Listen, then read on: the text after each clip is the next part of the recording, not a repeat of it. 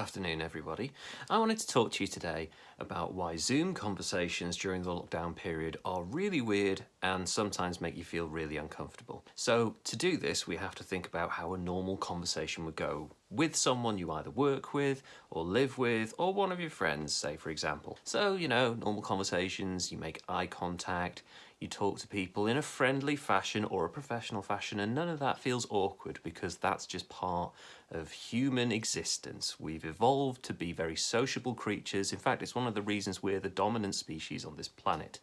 We talk, we express ourselves, we maintain eye contact, we empathize, we listen, and all of these things go to make a normal, healthy, comfortable conversation. The majority of people quite enjoy talking to others, whether it be in a social or a work environment.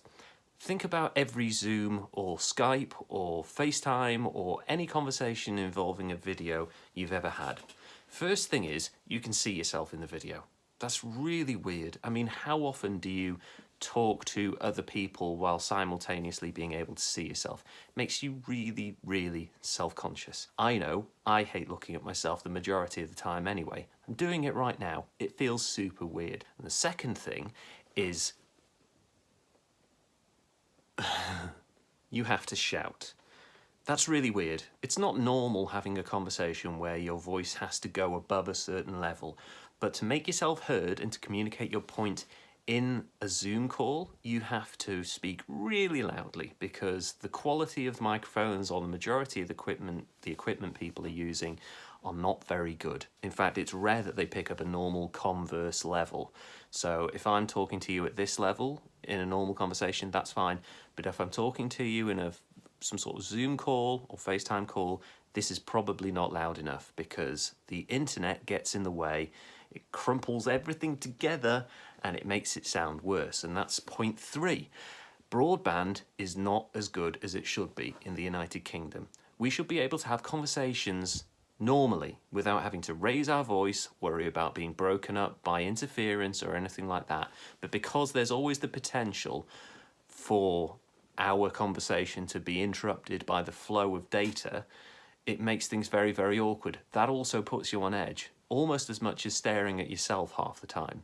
So if you go into a Zoom meeting or a professional situation like that during the lockdown and you feel really self-conscious and you don't enjoy it and you find yourself coming out of the meeting exhausted because you've been having to carry on this conversation with all these weird things going on that are just not part of a normal conversation, don't worry.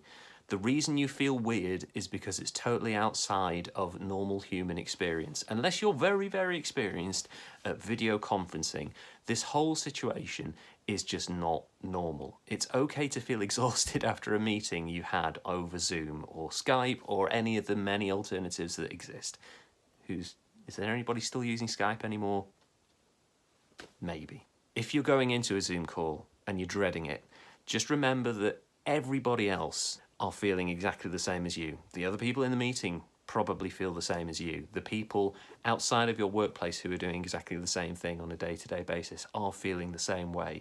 So don't dread it, don't fear it. Try and keep yourself calm. It's part of the daily routine, it's part of the things you have to do.